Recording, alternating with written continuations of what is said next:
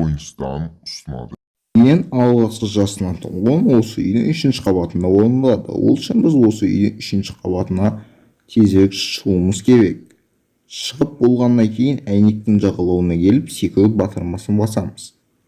Секіріп батырмасын басқаннан кейін осы 3 бұрышты шатырдың ішіне тап боламыз. Ішіне кіріп ат суға және жастануға болады. Бұл жасалатын орынды зомби режимінде қолданса болады. Жаңадан шыққан зомби режимде бұл жерлер жабық болады. Тек ескісіне ғана орындалады. Бұл жерде отыра аласыздар.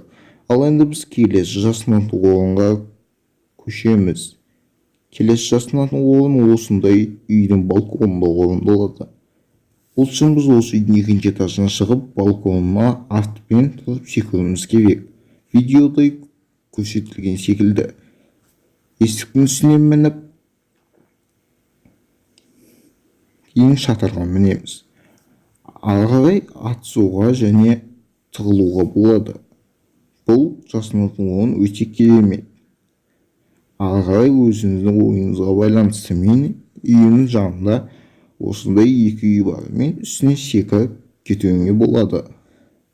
Әрине өздеріңіздің фантазияларыңызға байланысты. Ал енді келесі жасалатын орынды мен жасалатын орын емес, жаңа лайфхак зерттеу болады. Себебі бұл үстідегі жауларды қалай көруге болатыны жайлы. Алдымен көріп алайық.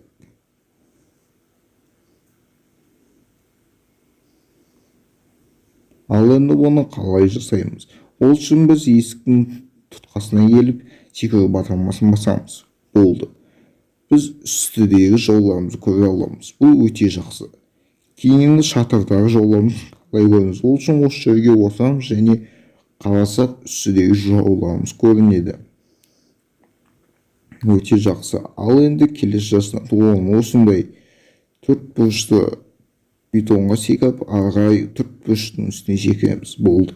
Біз атысуға және жастануға болады. Бұл видеода сіздерге мен көмектестім деп ойлаймын.